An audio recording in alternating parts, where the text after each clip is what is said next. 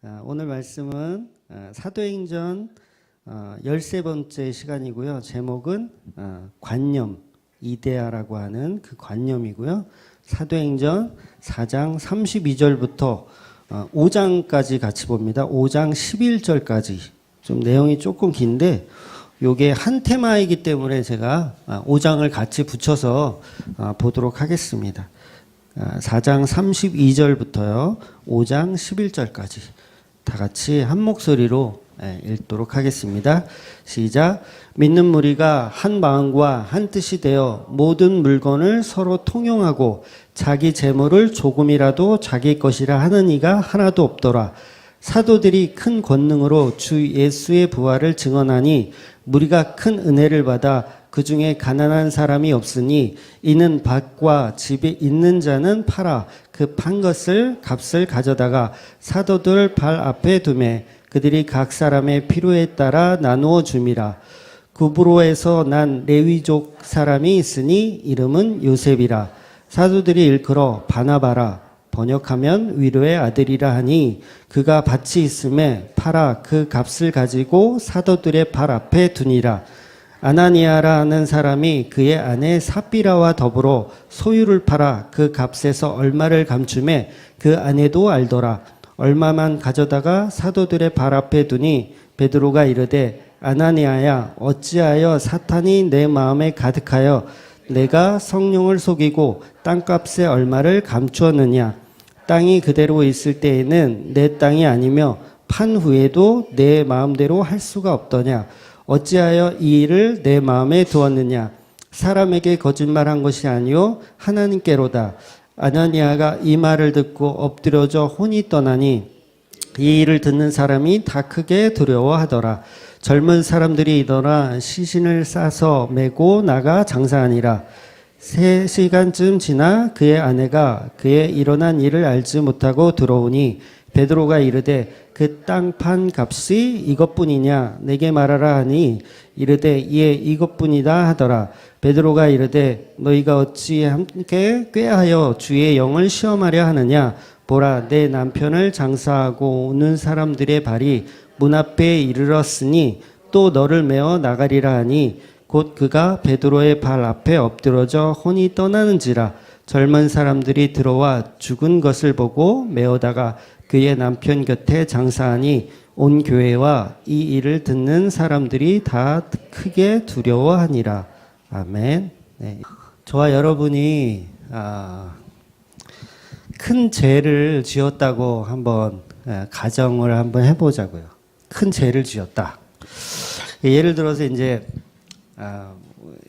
만취 상태에서 술을 많이 먹고 만취 상태에서 운전을 하다가 초등학생 아이를 6학년짜리 설정이에요 그냥 초등학교 아이를 내가 사고를 내서 치여가지고 죽인 거예요.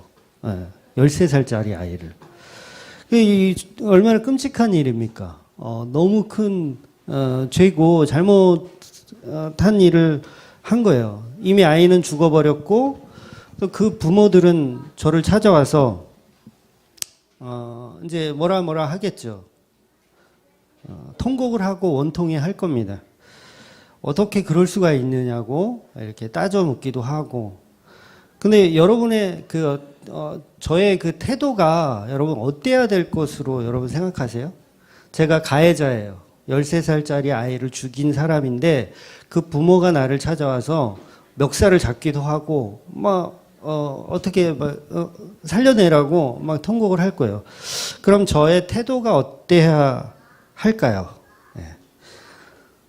어떻게 해야 되는 게 맞죠?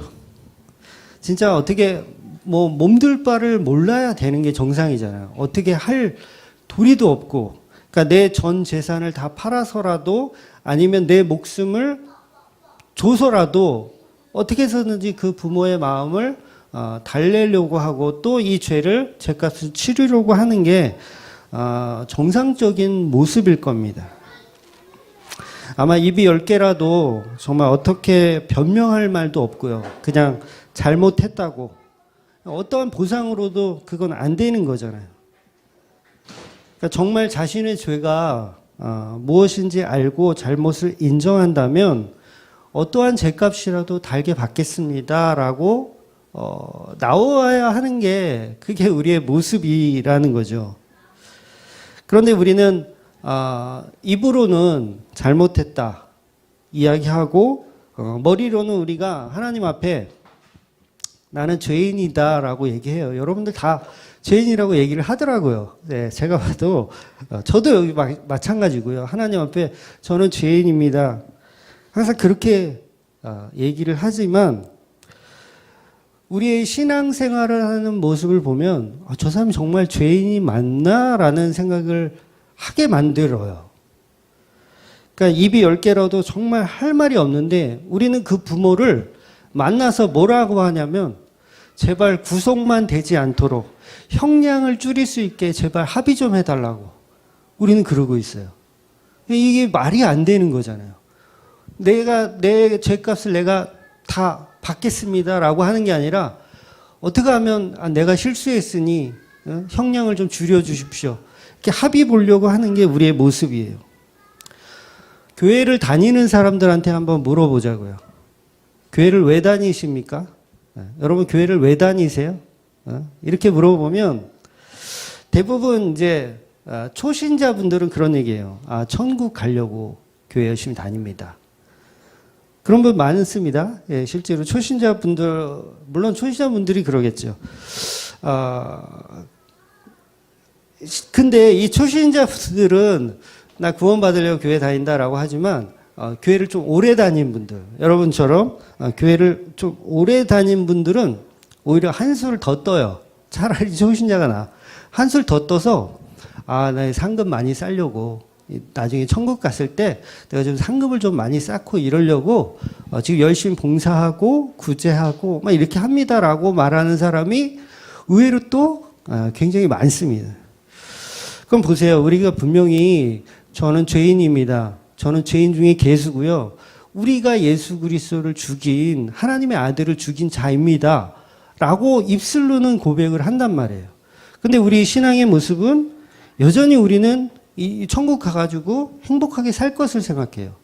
그 다음에 천국에 상급을 쌓아서 나중에 그것 가지고 우리가 왕노릇하면서 사는 거에 대한 그런 소망만 가지고 있다는 거죠.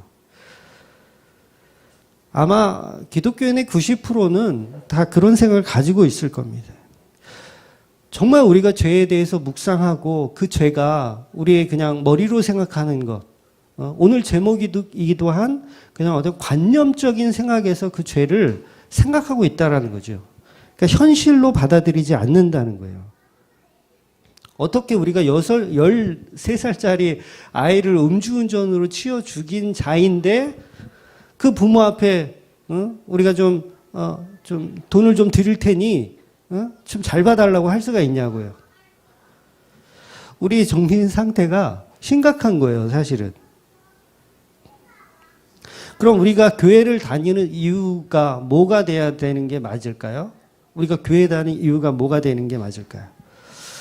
내가 13살짜리 아이를 정말 죄 없는 그 아이를 죽인 자인데 나는 이제 내 전 재산과 내 목숨을 바쳐서라도 나는 어떻게 할 바를 알 수 없는 그런 존재인데 완전히 그 부모에게 나의 전인격적인 재산 그리고 나의 목숨까지도 다 차압당한 그 상태인데 도대체 그 상태인데 나는 지옥에 가야 하는 확정되어 있는 존재인데 성경에 보니 예수님이라고 하는 그 사람이 당신은 그럼에도 불구하고 내가 구원하겠다라고 선포를 하고 계시니 도대체 그 얘기가 무슨 얘기인지를 알고 싶어서 나는 죄인 중에 괴수인데 왜 나 같은 사람을 구원시켰는지 도대체 그게 무슨 내용인지가 궁금해서 교회를 나와야 되는 게 바른 목적을 가지고 신앙생활을 하는 사람이라는 거예요. 근데 우리 신앙생활 모습을 보면 전혀 그렇지가 않다는 거죠. 너무 잘났어요. 여전히 나는 말로는 죄인이라고 하면서 여전히 나의 가치를 더 추구하려고 하고 나의 나됨을 더 드러내려고 하는 모습으로 우리는 신앙생활을 하고 있다는 겁니다. 그 복음이 그 십자가의 은혜가 도대체 뭔지 그게 궁금해서 교회를 나오는 게 아니라 여전히 우리는 신앙생활을 하면서 나의 상급을 쌓고 나의 자랑을 쌓으려고 하는 거죠. 아침 9시에 출근한 그 포도원의 비유에서 아침 9시에 출근한 그 사람이 오후 5시에 온 사람, 저 인간보다는 내가 더 많은 상급을 받겠지. 내가 더 많은 일당을 받겠지. 라고 생각하면서 교회 생활을 한단 말이에요. 다들.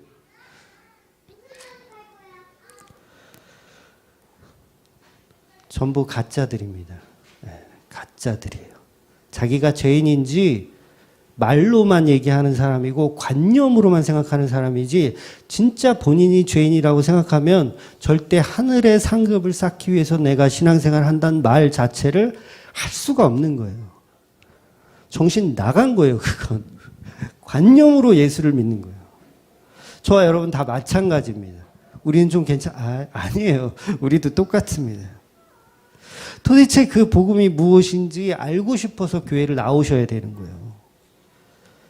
그래서 교회에 가면 그 십자가의 은혜가 무엇인지만을 들어야 되는 게 또 교회이고요. 갔는데 교회에서 나는 죄인이라고 하는데 나는 죄인인데 하나님이 십자가로 통해서 나를 구원하셨다고 하는데 그 얘기가 도대체 무슨 얘기인지를 듣고 싶어서 교회에 갔는데 상급을 쌓으래요. 헌신하고 봉사하래요. 그럼 이거 어떻게 해야 되는 거예요? 여러분 조심하셔야 됩니다. 바리새인의 누룩을 조심하셔야 돼요. 교회 안에서는 누룩이 있다. 그러면 멀리 갖다 버려야 돼요. 멀리 갖다 버려야 돼요. 교회 나와서 여전히 천국 상급이나 쌓으려고 복이나 닫으려고 하면 그 사람은 죄가 뭔지 1도 모르는 거예요. 죄가 뭔지. 천국의 상급은요. 예수밖에는 없습니다. 예수님이 상급인 거예요. 예수님 말고 그 어떤 상급이 여러분 필요하세요? 필요하세요? 저는 안 필요한 거예요. 안 필요할 것 같아. 그러니까 너는 당장 지옥이야. 너는 당장 지옥에 가. 너의 재산은 다 몰수고 너는 당장 이제 교수형이야. 너 큰 죄를 지었잖아. 그렇게 얘기해도 우리는 할 말이 없어야 돼요. 아, 그렇죠. 저는 죽일 놈이죠. 저는 하나님 앞에 할 말이 없는 놈입니다. 이렇게 가는 게 진짜 회개한 사람이라는 거예요. 그런데 전부 이 감옥에 가기 싫어서 이 형량을 좀 이렇게 좀 감형해 달라고 그 부모 앞에 내가 이거 드릴게요, 저거 드릴게요. 좀 그만 좀 용서하시고 저 좀 이렇게 좀 풀어주세요. 이게 우리의 신앙생활의 모습이라는 거예요. 어떻게 하나님의 아들인 예수를 죽인 저와 여러분이 그런 살인자가 나는 교회에서 충성봉사할 테니 하늘의 상급을 쌓자고 그런 어떻게 기발한 발상을 어떻게 할 수가 있죠? 혹시 설교자가 그런 식으로 설교를 하더라도 여러분은 절대로 요동하시면 안 돼요. 우리는 전적으로 타락한 존재예요. 저와 여러분 마찬가지입니다. 그러니까 전적으로 타락한 존재임에도 불구하고 우리는 좀 가치 있다라고 생각하고 있는 거죠. 제가 맨날 설교할 때 이제 대부분 예수 죽인 자가 저고 여러분입니다. 제가 그런 설교를 자주 이렇게 합니다. 여러분 어떠세요? 그게 정말 이렇게 와 닿으십니까? 정말 와 닿으세요? 그래 내가 죽였지 뭐. 요 정도 수준은 혹시 아니십니까? 나 말고 유대인이 죽였지. 언제 내가 죽였어. 그런 마음 혹시 없어요? 저는 있는데 여러분은 없으시구나. 내가 언제 죽였어? 내가 언제 예수님을 십자가에 못 박아 죽였어? 유대인이 죽였지. 나는 예수님 당시에 태어난 사람일지라도 나는 유대인처럼 안 그랬을 거야. 나는 마리아처럼 끝까지 예수님 발 앞에서 예수님이 돌아가신 그 순간까지도 나는 믿음을 지켰을 그럴 존재일 거야. 네, 그런 생각 안 하셨어요? 나는 요한처럼 그래도 제자들이 다 도망가고 막 이렇게 했어도 나는 요한처럼 끝까지 예수님의 십자가 곁을 지켰을 거야. 나는 그런 믿음의 사람이었을 거야. 나는 베드로처럼 부인하지 않았을 거야. 내가 차라리 예수님을 친구라고 얘기하고 내가 같이 십자가에 죽는 한이 있어도 나는 안 그랬을 거야. 나는 가룟유다처럼 돈 몇 푼 벌자고 예수님을 팔아먹는 그런 쓰레기 같은 놈은 아니었을 거야 라고 여러분 혹시 그렇게 생각하지 않으셨습니까? 전부 착각입니다. 그래서 사람이요, 이 배신도 해보고 당해본 사람이 죄가 뭔 줄 아는 거예요. 그러니까 늘 항상 우리는 그런 얘기들을 해요. 베드로처럼 주님, 모든 사람이 다 떠나도 저는 떠나지 않겠습니다. 그런 얘기 합니다. 많이 들었어요, 저도. 그런 사람이 제일 먼저 떠나들고. 목사님 옆에서요, 정말 복음이 무엇인지 내가 정말 잘 배워서 내가 정말 이 세상에 정말 복음을 내가 전파하는 그런 사람으로 내가 주맘교회 뼈를 묻겠습니다. 이런 얘기들. 목사님 내가 돈 정말 많이 벌면요, 네, 목사님 제가 교회 지어드릴게요. 뭐예요? 다 아직 자기가 죄가 뭔지 모르는 상태인 거예요. 저는 좀 괜찮다고 여기는 거죠. 나는 좀 괜찮아. 나는 이 다음에 돈 많이 벌면 교회도 지어줄 만큼 그런 좀 가치 있는 사람이고, 나는 이 복음 안에 진짜 뼈를 묻을 그런 각오로 나는 예수를 믿는 그런 자야 라고 저와 여러분이 다 그렇게 생각한단 말이에요. 아주 너무 잘났죠. 너무 다 알아요. 너무 똑똑하고. 여러분 주위에 그런 분들 믿지 마십시오. 네. 그 사람의 인간성이 나빠서가 아니라요, 인간은 그럴 수밖에 없는 존재예요. 저와 여러분이 다 마찬가지입니다. 말로는 예수님 사랑하고 예수님 저한테 정말 돈 많이 벌게 하시면 하나님을 사역을 위해서 내가 다 바치겠습니다 라고 하지만 결국은 그게 안 되는 겁니다. 돈을 줘도 마찬가지예요. 이거 지으라고 돈을 줘도 마찬가지예요. 거기에 자기 의가 있단 말이에요. 안 하니만 못한 거죠. 그러니까 어쩔 수 없는 인간임을 우리는 인정해야 되는 거예요. 나는 죄 가운데 벗어날 수 있는 존재가 안 된다는 걸 인정해야 돼요. 우리는 전부 신앙이라는 것을, 죄라는 것을 관념으로만 알고 있어요. 우리가 예수를 믿는다고 하지만 본질적인 예수님을 믿는 게 아니고 전부 관념으로 믿어요. 그러니까 플라톤의 이데아, 좀 멋있는 말이죠. 이데아. 이런 방식으로 예수를 믿는단 말이에요. 그러니까 말씀이 제대로 들어가잖아요. 그런 플라톤의 이데아 관념으로 예수를 믿다가 복음이 제대로 들어가면 30년을 신앙생활 했어도 그 이데아가 다 무너지게 돼 있어요. 다 무너지고 그 관념이 다 깨지게 돼 있습니다. 그러니까 본질적인 예수를 여러분이 믿으셔야 돼요. 그러니까 말씀이 제대로 들어가면 여러분은 와, 내가 그동안 신앙생활을 정말 잘못하고 있었구나. 내가 모든 게 다 그냥 플라톤의 이데아로 내가 신앙생활 했구나. 내가 관념적인 걸로 신앙생활 했구나. 이게 다 무너지게 돼 있습니다. 사도 바울이 그랬어요. 사도 바울이 관념으로 하나님을 믿었습니다. 그런데 본질적인 예수 그리스도를 만나고 나서 그 이데아가 다 무너졌어요. 바울이.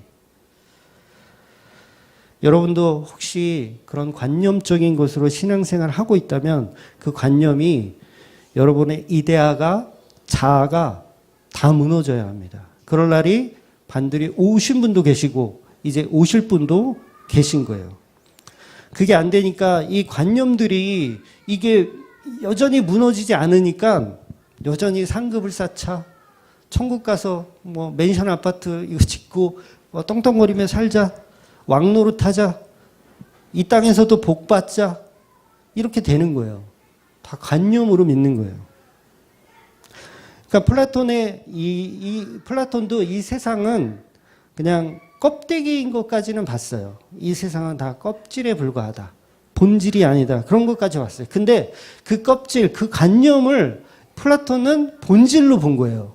이게 단주한 거예요.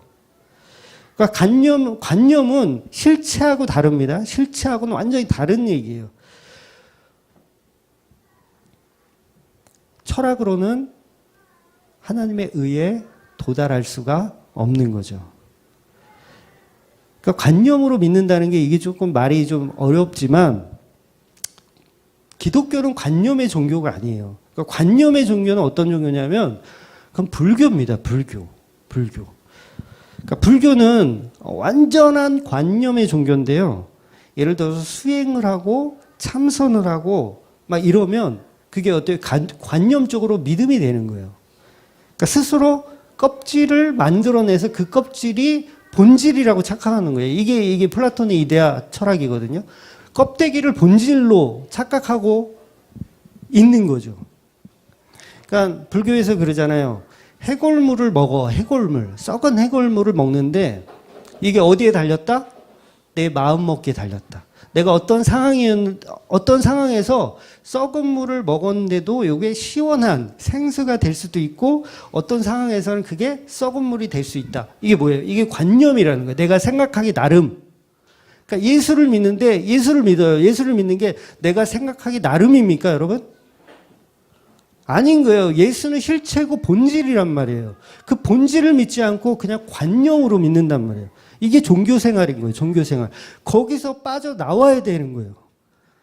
거기서 빠져나오면 절대 이 땅에서 복 받자, 천국을 무슨 상급을 쌓자 그딴 소리를 못 하게 돼 있단 말이에요. 기독교는 관념의 종교가 아니고 살아계신 예수를 믿는 현실적인 기독교입니다. 기독교는 현실이에요. 껍데기가 아닙니다.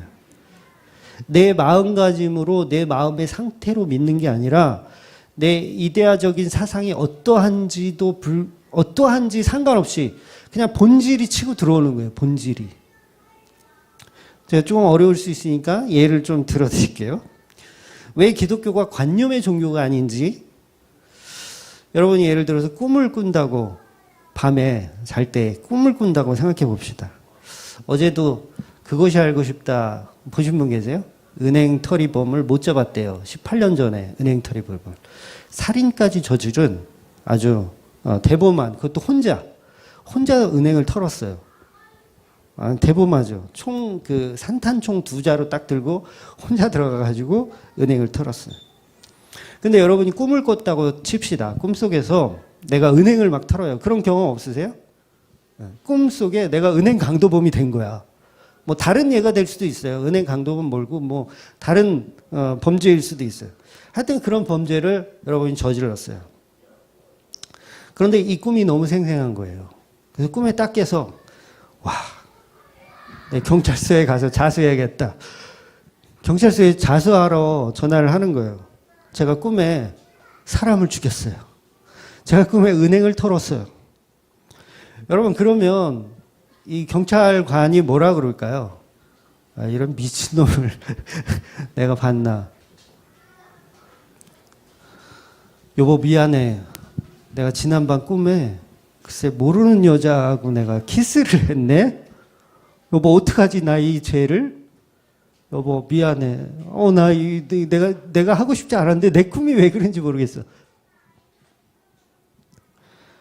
그것 때문에 막 사과하고 막 잘못했다고 하는 사람 없잖아요.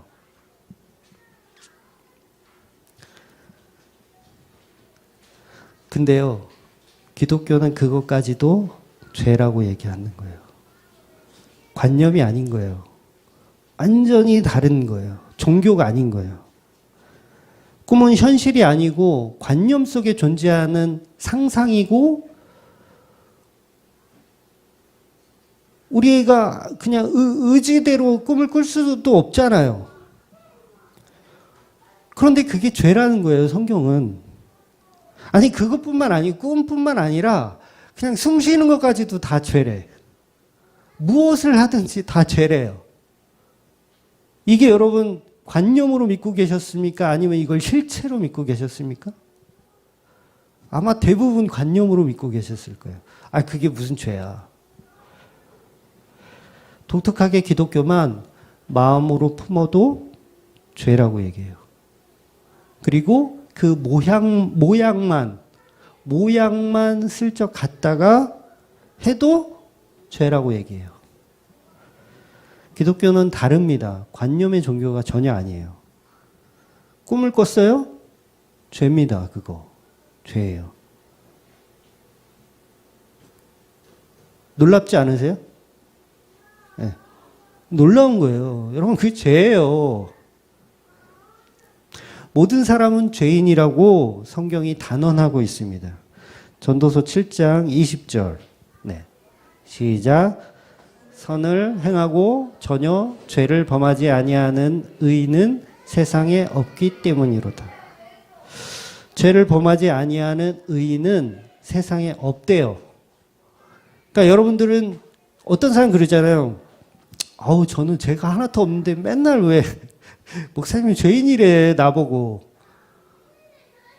꿈속에서 진 죄도 죄인 거예요. 관념의 종교가 아니기 때문에. 그러니까 할 말이 없죠, 여러분.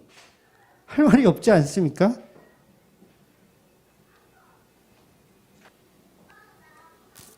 근데 보세요. 사람들은요, 예수를 믿는 사람들도요, 현실의 죄까지도 관념으로 만들어서 나는 괜찮다라고 생각해요. 조금 제가 심하게 얘기한 거예요. 꿈속에 지은 죄도 죄다. 이건 제가 좀 심하게 얘기한 건데, 본질적으로 이 세상에서 우리가 짓는 죄도요, 그걸 관념으로 만들어서, 아, 이 정도는 죄가 아니야 라고 만드는 게 인간이에요. 더 나쁜 죄죠, 그게. 아마도 지금 이 설교를 듣고 있는 여러분 중에서도 내가 언제 음주운전해서 13살짜리 아이 내가 죽였나? 이거 너무 비하 아니야?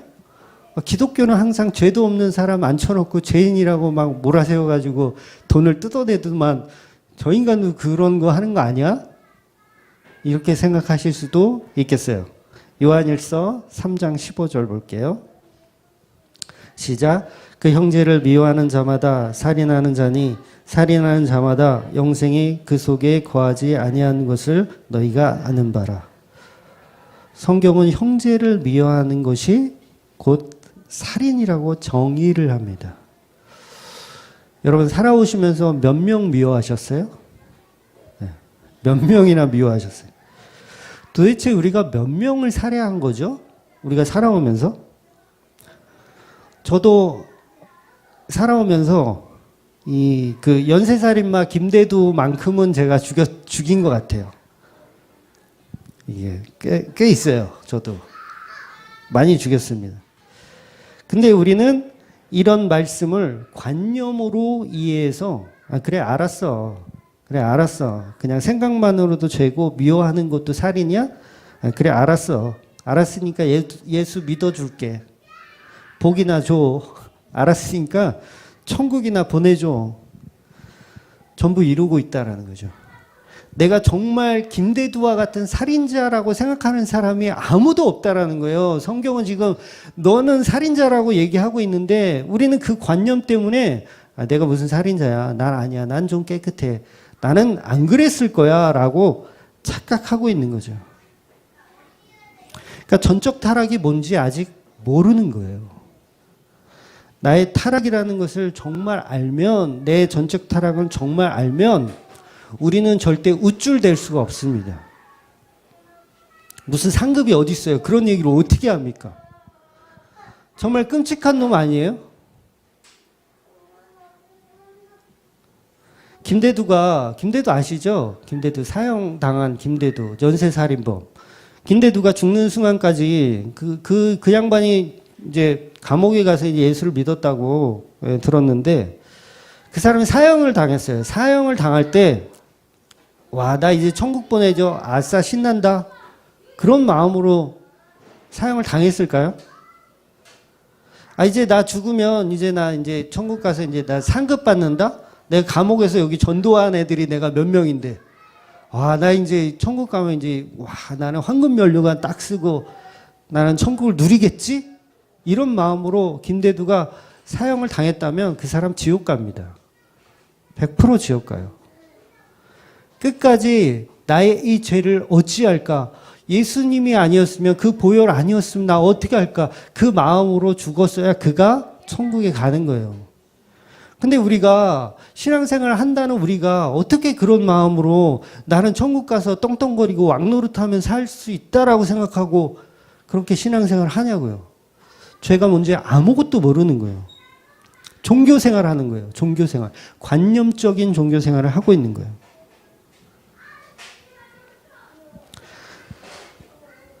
김대두가 정말 천국 갈 만한 사람이라면 죽는 순간까지 아유, 제가 무슨 천국입니까? 저 같은 놈이.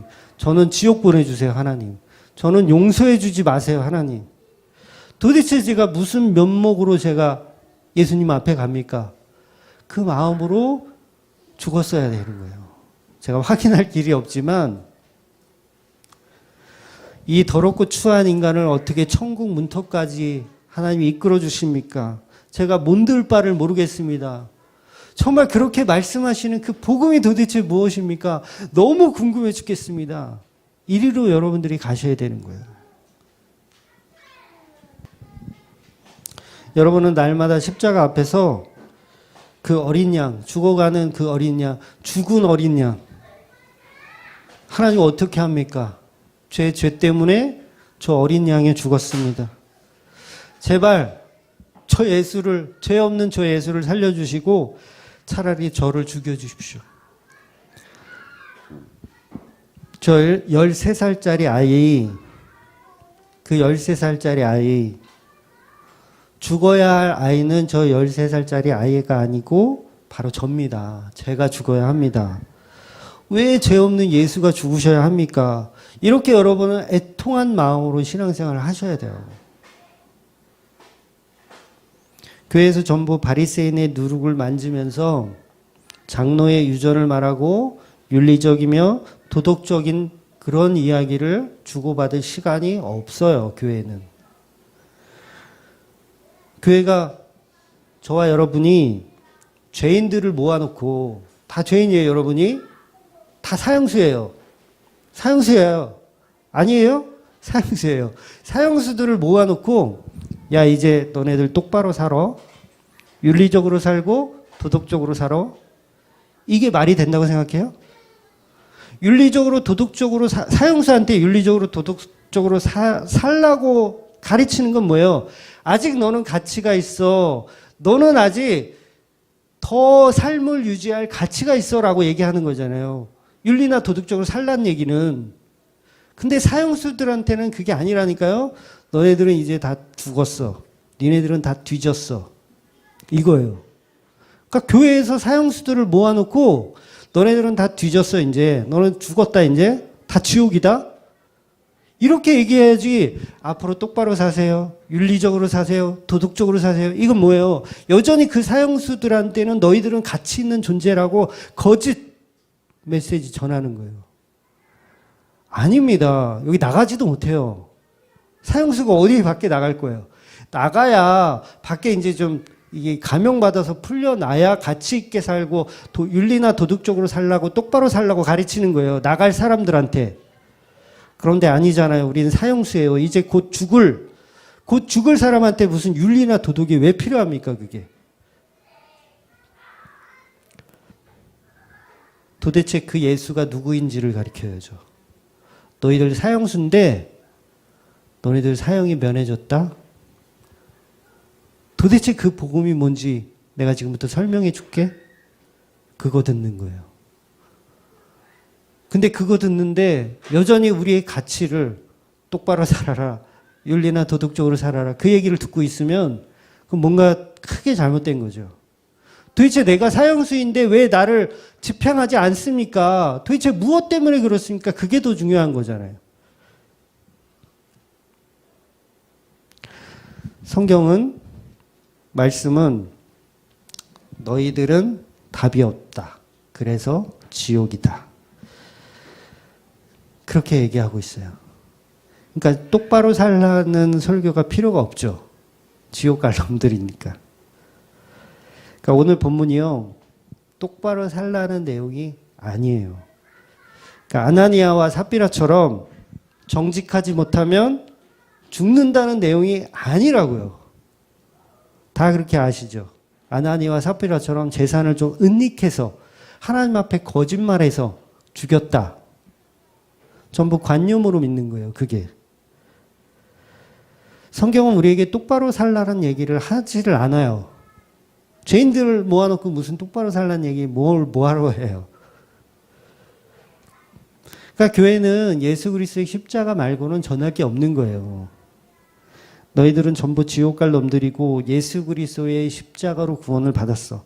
도대체 그 예수가 뭔지 아니? 도대체 그 십자가가 뭔지 알아? 그게 예배인 거예요. 그게. 그걸 알아가는 게 예배인 거예요. 이런 고백을 하고 있는 그 복음의 상태에서 13살짜리 아이가 살아나는 거예요. 여러분 13살짜리 아이를 추워서 죽였어요. 그렇잖아요. 그래서 우리는 이제 끝난 거예요. 우린 죄인이에요. 끝났어. 근데 13살짜리 그 아이가 죽었던 그 아이가 살아나는 거예요. 이게 부활이라고요. 부활. 그리고 그 13살짜리 아이가 아저씨 제가 용서해 드릴게요. 네. 이게 기독교라는 거예요. 그래서 그 부활의 복음을 여러분이 들으셔야 되는 거예요. 그 관념이 아닌 거죠. 그 십자가 부활을 경험한 자가 아이가 살아났으니 아유 이제 됐구나. 저 수고했다. 이제 난 간다. 이게 될까요 이게? 여전히 우리의 죄는 남아 있어야 되는 거예요. 죄에 대한 미안함, 죄송함 여전히 있어야 되는 거예요. 야, 너 안 죽었네? 살아났네? 어우, 야, 시겁했다, 야. 내 전 재산 다 몰수당하고, 야, 나까지, 내 목숨까지, 야, 할 뻔했다. 야, 큰일 날 뻔했다. 야, 야, 수고해라, 이제. 이게 관념이라고요. 이게 관념으로 예수를 믿는 거예요, 이게. 다 그렇게 믿고 있어요, 근데. 여전히 죽어 마땅한 존재라는 걸 자각하지 못하는 겁니다. 예수님의 십자가 은혜로 살려줬다라는 걸 우리가 잊어버리는 거예요, 계속. 그러니까 나는 좀 괜찮은 존재라고 생각하는 거죠. 나는 그래도 예수님 부인 안 하는 그런 마리아 같은 어떤 그런 신앙을 가졌을 거야. 교회에서 신앙생활 한다고 오늘 본문의 말씀처럼 재산을 다 팔아서 교회에 갖다 바쳐 보세요. 그분에게 십자가 복음 없으면 다 뻘짓입니다. 하나님이 가장 기뻐하시는 헌금이 뭐라고요? 어린 양 예수 그리스도. 하나님이 가장 기뻐하시는 예물은 어린 양 예수 그리스도. 그 피밖에 없어요. 구약의 모든 헌금, 11조 마찬가지고 다 예수 그리스도를 상징하는 거예요. 그러니까 오늘 본문의 말씀도 관념으로는 절대로 이들의 행동을 이해 못합니다. 지금 믿는 자들이 자기의 것을 자기 것이라고 여기지 않고 재산을 다 팔아서 사도들의 앞에 다 내놓습니다. 그리고 그 재산을 서로 나누어요. 이건요, 사형수들끼리만 가능한 거예요. 사형수들끼리만 가능한 거예요. 그러니까 지금 껍데기뿐인 한국교회는 절대 이게 될 수가 없습니다. 그러니까 예수 믿는다고 하는 사람들이 예수를 흉내내고 지금 사도행전의 이 모습을 흉내낼 수는 있어요. 주만교회 될 것 같으세요? 안 돼요. 여러분한테 제가 말씀 오늘 사도행전 4장에 보면 재산을 다 팔아 사도들 앞에 다 내놓습니다. 오늘 12시까지 여러분의 재산을 다 처분하셔서 중암교회 통장으로 전부 입금하세요. 몇 명이나 입금할까요? 저부터 싫어요. 저부터 싫습니다. 안 돼요. 안 되는 거예요. 근데 보세요. 하는 사람이 있단 말이에요. 그 흉내내는 사람이에요. 그 사람이 어떤 사람인지 아세요? 그 사람이 아나니아와 삽비란 거예요. 여러분 착각하시면 안 돼요. 나는 하나님을 정말 사랑하고 예수 그리스도를 정말 사랑하니까 전 재산을 다 팔아서 목사님 앞에 이렇게 내놓을 수 있습니다. 이런 사람들 아나니아와 삽비라예요. 착각하는 거예요. 큰 착각은. 나는 좀 괜찮은 사람이라고 흉내내는 거예요. 예수를 믿는 사람이 아니라 예수를 흉내내려고 하는 사람이에요. 지금 이것은 성경 속 모형으로, 천국의 모형으로 보여주는 거지 여러분들 보고 그렇게 하라는 얘기가 아닌 거예요. 사도행전이니까 가능한 거예요. 우리는 그런 존재가 될 수가 없습니다. 이 본문을요, 관념으로 이해했던 사람이 바로 공산당을 선언했었던 칼 마르크스예요. 칼 마르크스. 마르크스는 기독교 집안에서 태어난 사람입니다. 사회주의, 공산주의 사상을 성경에서 발견한 사람이에요. 그러니까 모든 재산을 나누고 누구나 똑같이 일하며 똑같이 대우를 받는 세상을 관념으로 꿈꿨어요. 마르크스가. 그래서 사회주의 이론은 아주 성경적입니다. 공산주의 경제 체제도 마찬가지고 그야말로 천국의 시스템이에요. 부자는 가난한 사람을 위해 재산을 나누어 주고 오늘 본문의 말씀처럼 누구 하나 그것을 아깝다 여기는 자가 없어요. 그런 세상을 관념적으로 마르크스가 꿈을 꾸고 실행에 옮기려고 했던 거예요. 그런데 이 마르크스의 공산주의 사상은요, 불과 100년이 안 돼서 다 무너졌습니다. 그렇잖아요. 다 무너졌어요. 지금 지구상에 이 공산주의를 고수하는 나라가 없어요. 북한 사실 공산주의 아닙니다.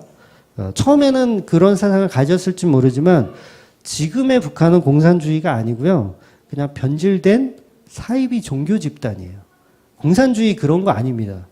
지금 북한은 공산주의도 아니고 완전히 변태 종교 집단 돼버린 거예요. 그러니까 사회주의 공산주의는 성경에서 지향하는 굉장히 멋진 사상이에요. 빈부의 격차가 없는 누구나 공평하게 일하며 모든 것을 같이 나누어 갖는, 그러니까 오늘의 본문과 똑같은 모습이에요. 좋은 겁니다. 경제적인 체제, 정치 다 좋아요. 그런데 이걸 인간한테 적용을 하면요, 실패할 수밖에 없어요. 될 수가 없는 겁니다. 그러니까 마르크스가 실수한 게 뭐냐면 이 복음을 이데아적 관념으로 이해했기 때문에 실패한 거예요. 그러니까 사회주의와 공산주의는 오늘 본문의 사도행전이 말한 그 상황을 신본주의로 이해하지 못하고 인본주의로 이해한 거예요. 그러니까 우리 인간도 할 수 있다라고 본 거죠. 우리 인간도 좀 괜찮은 존재니 우리도 좀 재산을 팔아서 나누어주고 이 일이 가능할 거라고 본 거예요. 바른 복음을 모르는 거죠. 그러니까 바른 복음을 모르면 이렇게 하나님을 흉내내는 선악과 먹은 괴물이 되는 거예요. 그러니까 오늘 본문의 재산을 파는 일은 우리 인간의 힘으로는 불가능한 일이라는 것을, 이것은 그리스도의 영, 성령이 함께 하셔야 가능하다는 것을 공산주의자들은 몰랐던 거죠. 그러니까 성경에는 단 한 줄도 인간의 능력이나 가치로 무엇을 할 수 있다라고 얘기하는 내용이 없어요. 그러니까 성경을 읽으면서 요거 사상 괜찮네. 요거 우리가 한번 우리의 사회에서 한번 적용시켜 볼까? 그러면 안 되는 거예요. 왜? 인간은 그럴 만한 가치가 안 되기 때문에. 공산주의가 아니라 그 어떤 사회주의 더 좋은 것을 성경에서 발견했다 그래도 이것을 적용하면 분명히 실패합니다. 성경은 우리한테 그 얘기를 하고 있는 게 아니거든요. 너희들은 가치 없는 존재고 될 수 없는 존재라는 걸 가르치는 거예요. 그러니까 반대 얘기인 거예요. 야, 사도행전에 이 성도들이 이렇게 했어. 근데 너네들 할 수 있을 것 같아? 이거 안 돼. 라고 설명하는 거예요. 근데 우리는 그걸 흉내낸다고요. 공산주의 속에는 인간의 탐욕이 계산되지 않은 거예요. 마르크스는 인간의 전적 타락을 대입시키지 못한 거예요. 전적 타락한 인간은 절대 하나님의 은혜 없이 성령의 도움 없이 손해보는 일을 하지 않는다는 것을 몰랐던 거죠. 사촌이 땅을 사면 배가 아픕니다. 이거 진리인데. 이 법칙을 몰랐던 거예요. 그래서 공산주의는 인간이 사는 사회에서는 불가능한 거예요.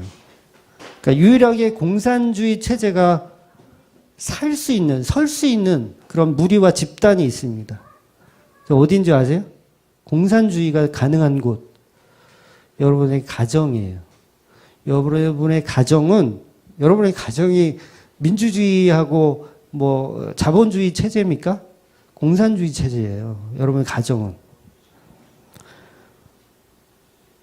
돈은 아빠가 벌고, 우리 집 같은 경우는 돈은 아내가 더 많이 벌고, 쓰는 거는 다 같이 써요. 똑같이 써. 이 공산주의잖아요. 자본주의에 어디 그런 게 있어요.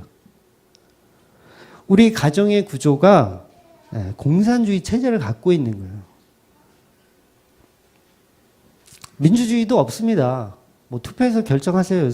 뭐 요새는 그런 집도 있던데 보통은 그냥 가장이 끌어가는 거예요. 투표 안 합니다. 투표권도 안 줘요. 우리 다주나 하주한테도 투표권을 안 줘요. 그러니까 대부분 좀 똑똑하거나 능력 있는 사람이 끌어가는 체제예요. 그러니까 공산주의, 사회주의는 여러분의 가정에서만 가능한 거예요. 왜? 그 가족이니까, 사랑으로 묶이니까, 하나님이 본질적으로 사랑할 수밖에 없는 존재로 만들어 놨기 때문에 그게 가능한 거예요. 근데 이게 사회에서 적용하면 될 수가 없죠. 아빠, 엄마가 돈 버니까 아빠, 엄마는 항상 고기 반찬 먹고 애들은 항상 풀만 주고 이게 아니라고요. 이게 될 수가 없어요. 근데 우리 사회에서는 그렇게 됩니다. 돈을 버는 놈이 고기 반찬을 먹고요. 못 버는 놈은 풀만 먹게 돼 있어요. 사회에서는 그래요. 근데 가정에서는 안 그런다는 거죠. 이게 왜 가능합니까? 이게 내 몸처럼 사랑하기 때문에 가능한 거예요. 그래서 오늘 본문은 인간은 할 수 없는 영역이라는 것을 말해주는 거예요. 그래서 제가 아나니아와 삽비라 내용까지 연결해서 본 겁니다. 그러니까 4장에는 우리의 재산을 팔아서 남에게 줄 수 있는 존재인 것처럼 표현하잖아요. 근데 이건 이상주의라고요. 공산주의 같은 이데아에 불과한 거예요. 성령이 개입 없이는 불가능합니다. 그래서 남의 몸을 내 이웃을 내 몸같이 사랑할 수 있는 그 존재가 누구예요? 여러분이 하는 거라고요? 그거를 여러분들 못 하는 거예요. 내 이웃을 내 몸같이 사랑할 수 있는 존재는 예수님밖에 없는 거예요. 그러니까 제가 자주 말씀드리지만 십자가 사랑이야말로 하나님 사랑, 이웃 사랑의 결정판인 거예요. 그러니까 하나님을 사랑해서 하나님께 순종하여 십자가를 지셨고 예수님께서 우리 인간을 사랑하셔서 이웃 사랑의 실천으로 십자가를 지신 거예요. 그것을 해낸 사람은 예수님밖에 없는 거죠. 인간들이 내놓은 자기 선으로는 하나님 사랑, 이웃 사랑 할 수 있는 존재가 못 되고 할 수도 없습니다. 인간들의 사회는요, 내가 밥을 얻어 먹었으면 다음번엔 내가 사야 하는 게 사회적 관념이에요. 오집사님이 오늘은 제가 살게요. 늘 오집사님이 사가지고. 근데 가족끼리는 그런 계산 안 하잖아요. 오늘은 아빠가 샀으니 내일은 큰딸이 사라. 이거 안 한다고요.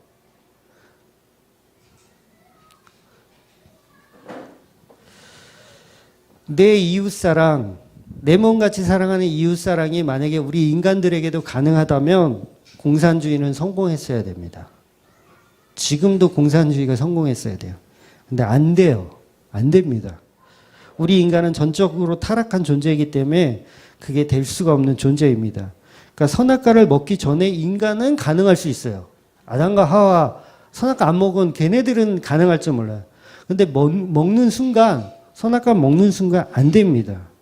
아담도 선악과 먹는 순간 돌변해서 하나님 저 나한테 준 저 여년이 저 여자가 선악과를 먹게 했다고 핑계 대잖아요. 그러니까 선악과 먹는 순간 여러분 안 되는 거예요. 그게 공산주의가 될 수가 없어요. 그러니까 여러분 선악과 안 먹으신 분 있어요? 다 먹었잖아요. 그러니까 안 되는 거예요. 그게. 그러니까 오늘 본문의 말씀을 읽고 어떤 목사가 그렇게 설교를 하기도 하더라고요. 초대교인들처럼 재산을 팔아 교회에 헌금하세요. 여러분도 이 초대교회의 믿음의 본을 삼아 헌금을 많이 하시는 분이 진짜 성도입니다. 우리가 다 같이 잘 먹고 잘 사는 교회를 만들어 봅시다. 이렇게 설교하는 목사가 있다면 그 목사는 마르크스를 벗어나지 못한 관념으로 예수를 믿고 있는 사람인 거예요. 오늘 본문은 우리가 그렇게 할 수 없는 존재라는 것을 가리키는 거예요. 너네들은 그거 안 돼라는 걸 가리키는 거예요. 그래서 본문은 재산을 팔아 교회에 헌금하라는 그런 말이 아니고 예수에 대한 복음을 설명하고 있는 내용인 거예요.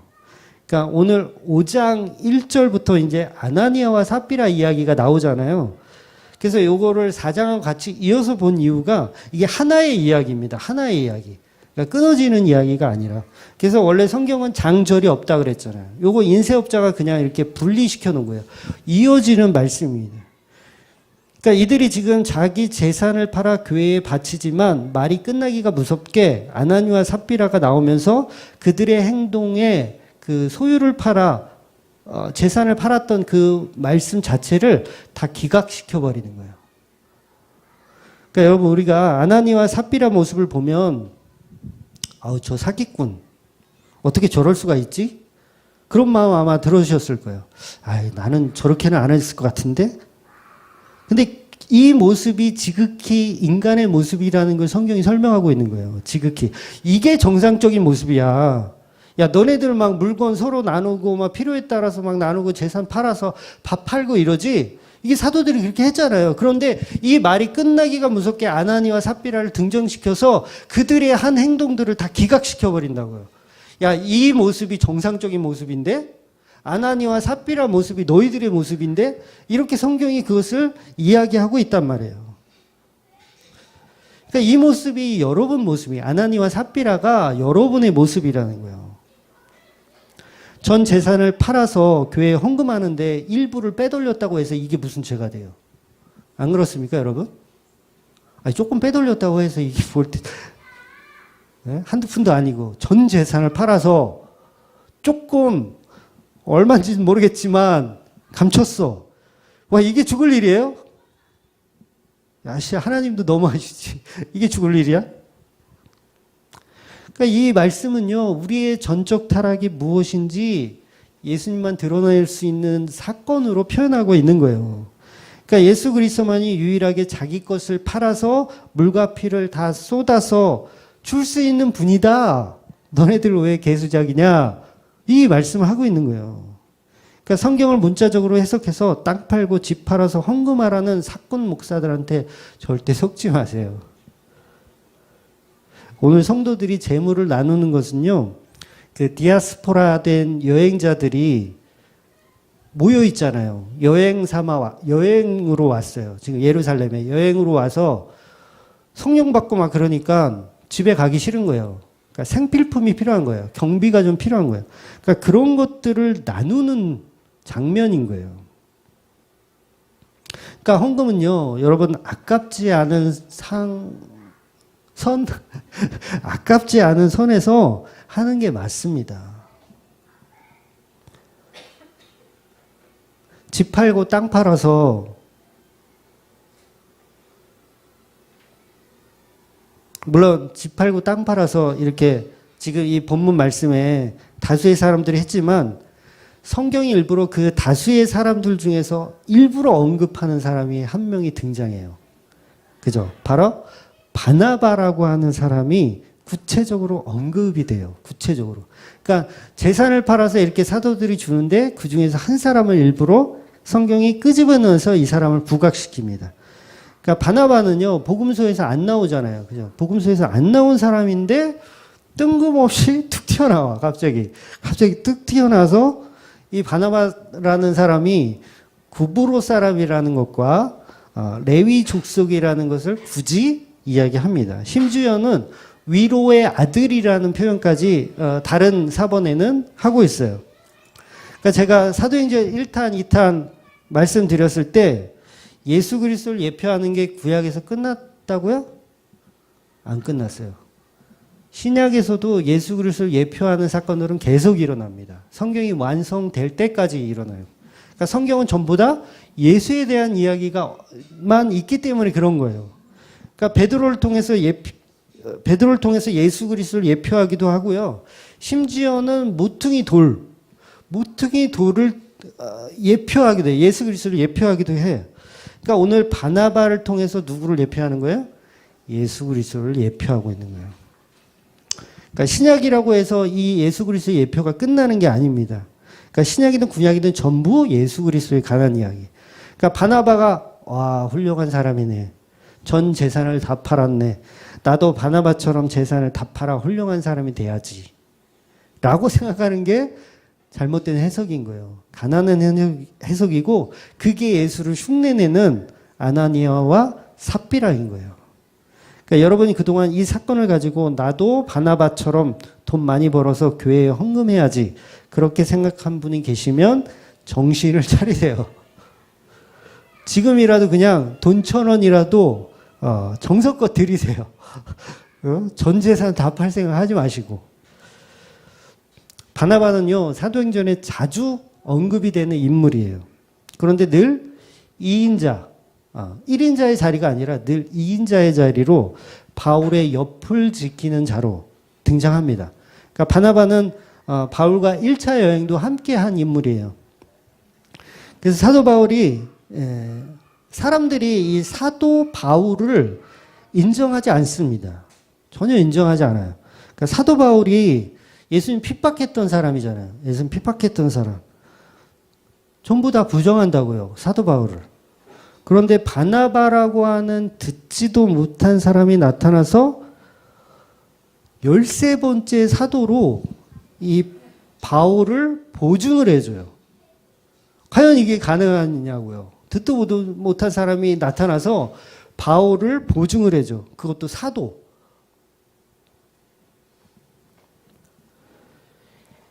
그가 도대체 누구기에 바울을 사도로 보증해 줄 정도로 이게 말이 되냐고요. 이건 100% 예수님을 예표하는 거예요. 그러니까 그 사람을 바울을 보증해 줄 수 있는 사람은 예수님밖에 없잖아요. 이 성경에서 누가 바울을 보증해 줘요. 예수님 아니면 이거 불가능한 거예요. 그러니까 바나바는 예수님의 모형으로 등장을 하는 거예요. 그러니까 12사도도 아닌 바울을 누가 감히 사도로 보증을 해주냐고요. 그건 예수님만 가능한 거예요, 이거는. 또 바울이 다소에서 10년 동안 은둔 생활을 합니다. 10년 이상 은둔 생활해요. 예수님 만나고 나서. 그랬을 때 그를 데리러 간 사람이 누구예요? 바나바예요. 바나바가 데리러 가요. 여러분 생각해 보세요. 이 사역자가, 이 바울이 사역을 해야 되는데 10년 넘게 지금 고향에서 은둔 생활을 하고 있어요. 그러면 거기를 찾아가서 야 이제 너 사역해야지, 너 하나님의 일을 해야지 라고 찾아가는 사람은 누구여야 되는 거예요? 예수님이어야 되는 거예요. 근데 이 일을 지금 누가 하는 거예요? 바나바가 하는 거예요. 그럼 바나바는 예수님이 예표로 등장하는 게 맞습니다. 이런 성경 해석이 좀 주석에 나와 있어야 되는데 나와 있는 데가 없더라고요. 또 오늘 말씀의 바나바는요, 레위 족속이라는 걸 또 얘기해요. 레위 족속. 오늘 오후에 이제 제가 모세에 대한 이야기 이제 출애굽기 강해 할 텐데, 레위 족속이에요. 레위 족속. 레위 족속은 언약과 깊은 관계가 있는 족속이잖아요. 그러니까 하나님의 성전의 일 맡은 일을 했고 성막 일을 했던 그 레위 족속. 그 레위 족속인 바나바가 보증을 해주는 거예요. 이거 다 예수님 얘기인 거예요. 그리고 더 골 때리는 상황이 있어요. 레위 족속인 이 바나바가 자기 땅을 팔아서 교회에 줘요. 이게 좀 성경을 좀 아시는 분들은 이게 뭔 소리야? 라고 해야 돼요. 왜냐하면 레위 족속은 땅을 기업으로 받지 못하는 존재예요. 근데 이상하잖아요. 땅을 기업으로 받지 못하는 존재인 레위 족속의 바나바가 자기 땅을 팔아서 사도들 발 앞에 놓는 거예요. 물론 바벨론 포로 이후에 이제 레위인도 땅을 소유할 수는 있었다고 합니다. 그러면 그 레위 족속이란 말을 굳이 쓸 필요가 없어요. 빼는 게 사실 더 매끄럽습니다.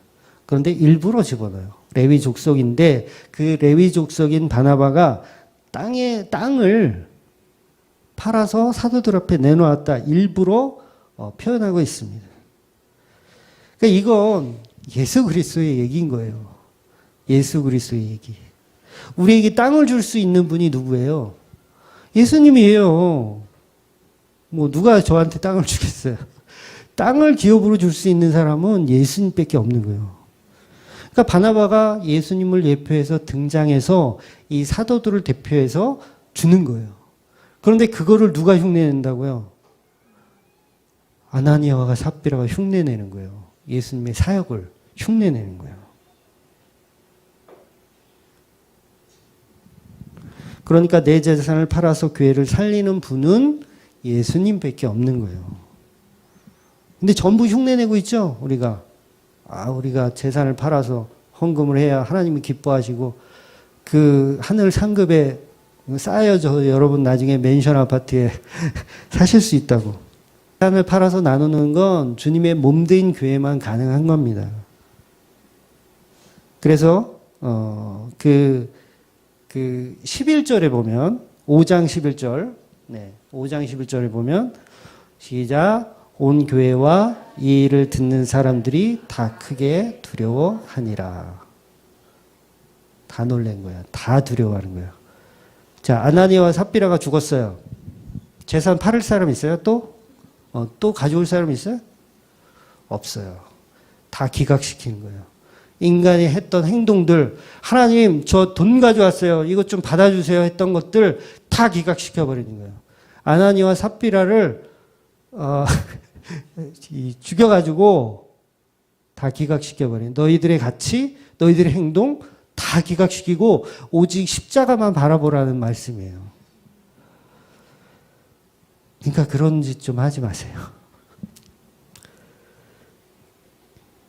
교회 다니면서 사람들에게 칭찬받으려 했던 것들, 하나님 헌금 좀 했으니까 저는 좀 괜찮은 존재입니다 라고 생각하는 것들 전부 기각시켜버리는 거예요.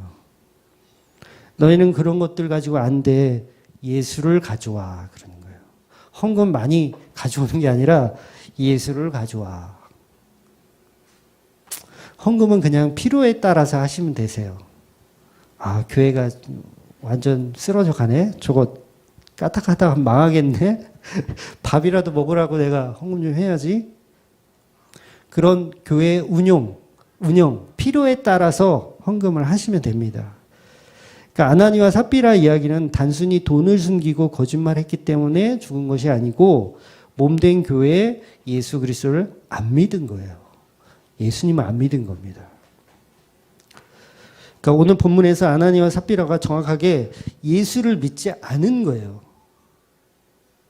그러니까 이 말씀은 헌금 많이 하라는 말씀이 아니에요. 헌금을 정직하게 이렇게 꽁치지 말고 다 해라. 그런 말씀이 전혀 아닌 거죠. 헌금을 삥땅 쳐먹으면 다 죽습니다. 이런 설교가 아닌 거예요. 그러니까 지금 사도행전의 교인들이 유무상통했던 이유가 곧 예수님이 재림하실 거라고 믿었어요. 이 지금 사도들은. 물론 그걸 나중에 이제 사도 바울이 다 부셔버려요. 그거 아니다. 하나님 나라는 이미 우리 가운데 임했다라고 교리적으로 다 부셔버리지만 지금 약간 좀 덜 됐어. 사도 바울이 지금 일단은 지금 회심을 아직 안 한 상태야. 그래서 하나님이 일부러 사도 바울을 강제로 끌어가지고 사도들 가운데 13번째 사도로 집어넣는 거예요. 얘네들이 지금 좀 이상하다. 좀 교리적으로 좀 똑똑한 네가 좀, 똑똑한 네가, 그러니까 하나님의 똑똑함이에요. 그래서 그렇게 만들어 가시는 거예요. 그러니까 유무사통했다라는 건 예수님 곧 오실 줄 알았어요. 예수님이 승천하시고, 우리가 성령을 받을 때도 열흘 만에 받잖아요. 열흘 만에 받아요. 그러니까 예수님 곧 오실 줄 알았어요. 그러니까 보세요. 땅이 필요 없잖아요. 예수님 곧 오실 건데 무슨 땅이 필요 있어. 재산이 필요합니까?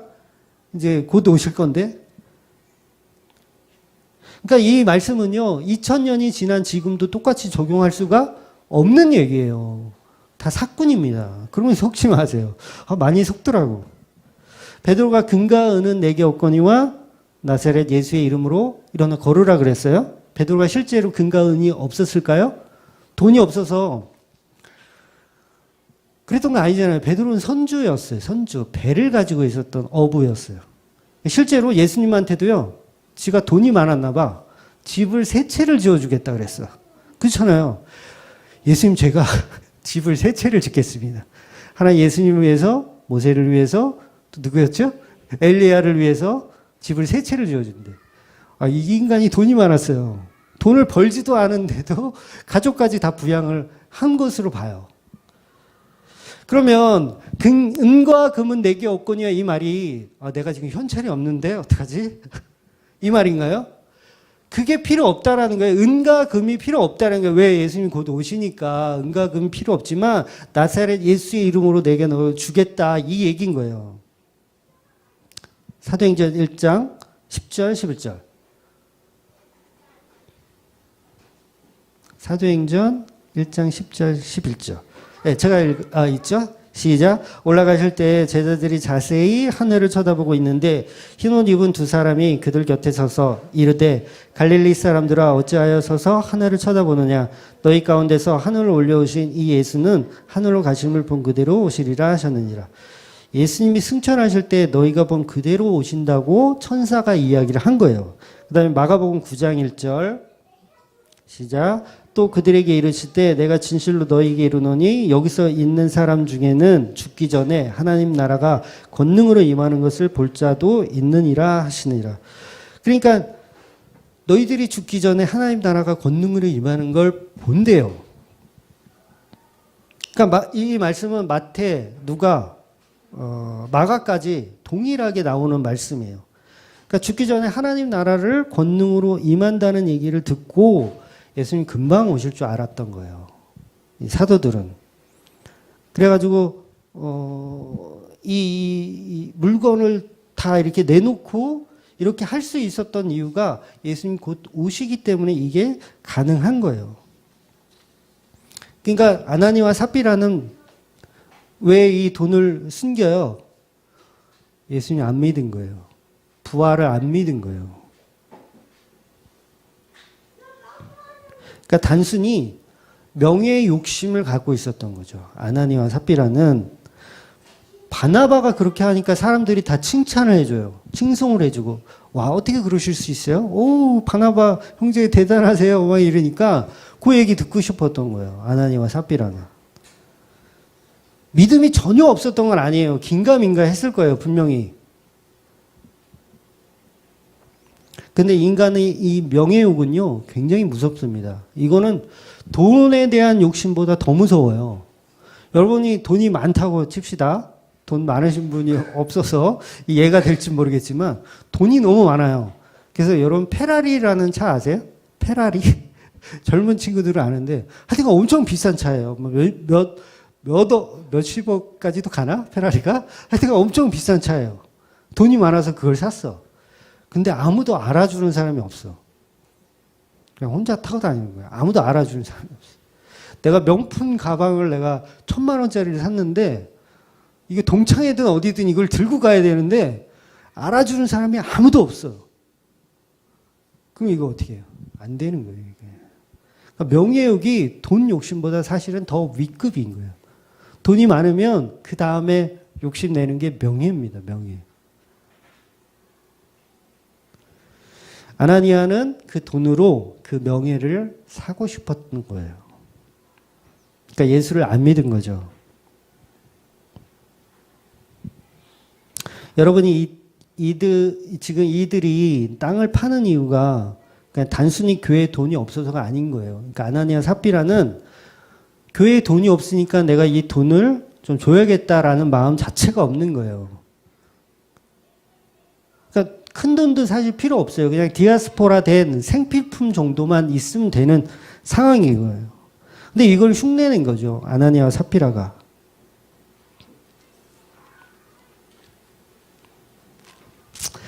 예수를 믿은 게 아니라 내가 만들어 놓은 그 명예라는 그 우상, 나의 자아를 내가 칭찬하고 있었던 거예요. 그러니까 예수 믿는다고 교회는 다니는데 여전히 나의 자아의 확장으로 복이나 받으려고 하고 만사형통이라고 하는 그 신앙생활이 전부 아나니아와 삽비라의 모습인 거예요. 5장 4절에 보면 있나요? 5장 4절? 네, 5장 4절에 보면 땅이 그대로 있을 때에 내 땅이 아니며, 베드로가 이렇게 얘기해요. 땅이 그대로 있을 때에 내 땅이 아니면, 도대체 무슨 얘기인지 저도 모르겠더라고요.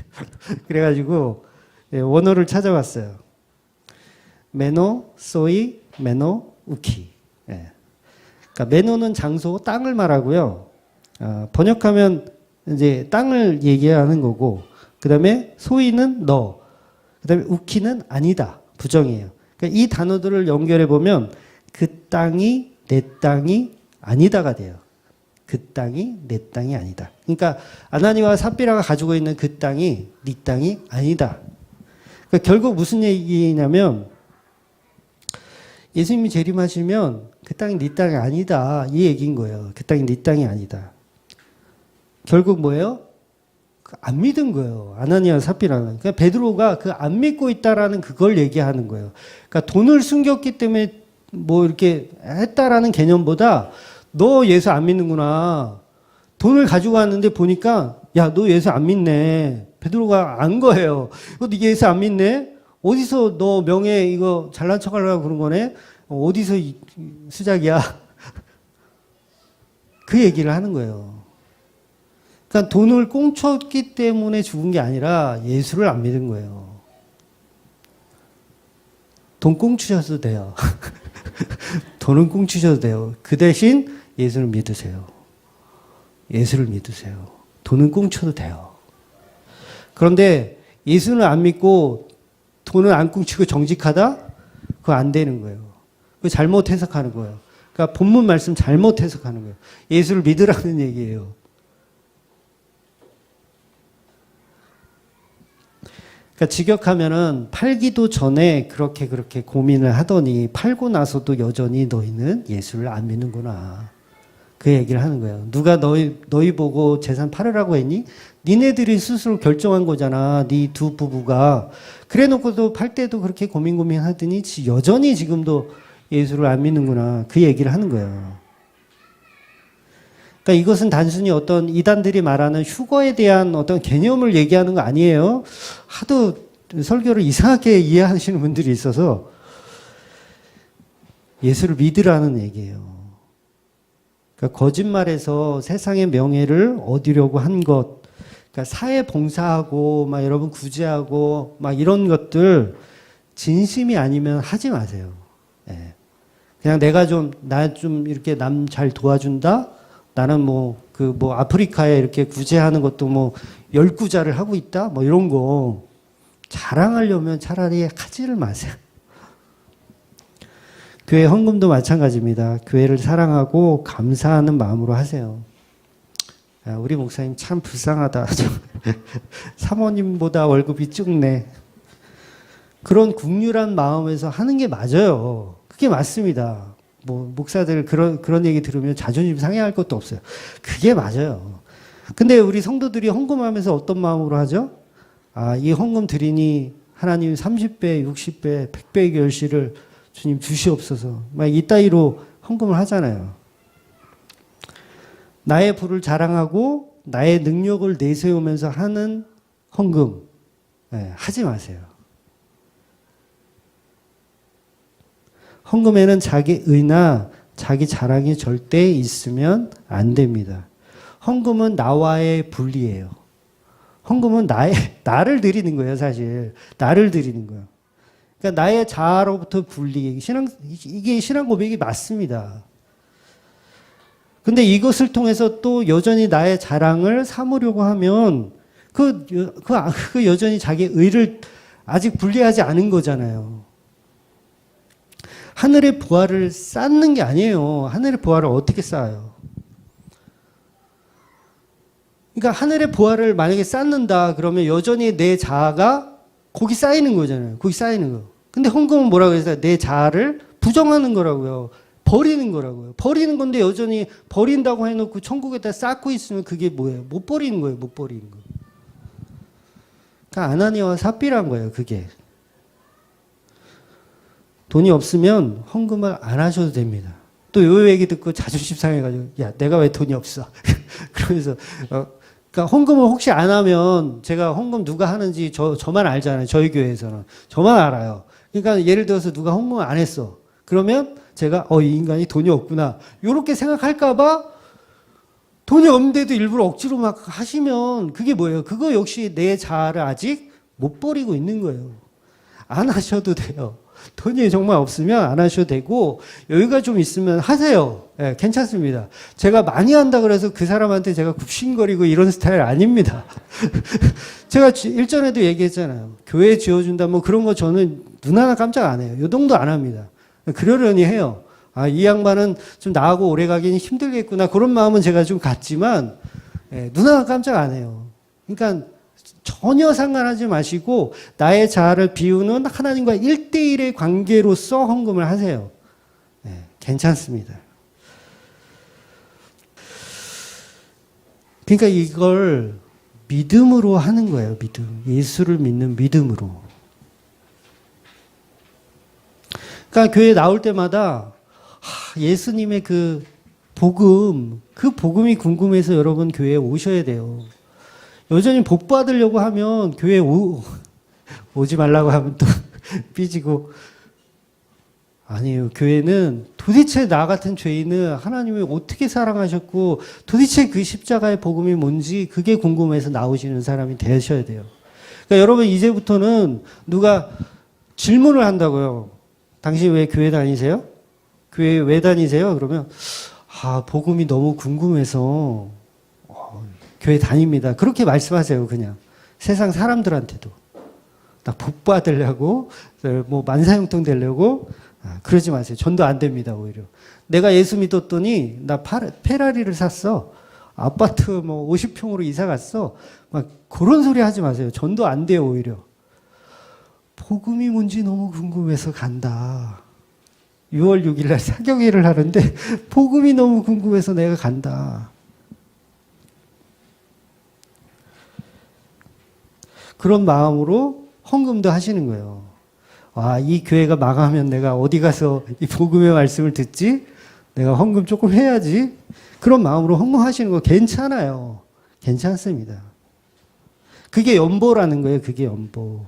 내 것을 팔아서 가난한 자를 돕는 거. 그게 연보잖아요. 그러니까 교회가 가난하면 내 것을 팔아서 드리는 거예요. 괜찮습니다. 그런 마음. 예. 그보다 먼저 예수를 믿으셔야 돼요. 예수를 믿고 신앙생활하고 그 복음이 궁금해하는 저와 여러분 되시기를 주의 이름으로 축원드립니다. 기도하겠습니다.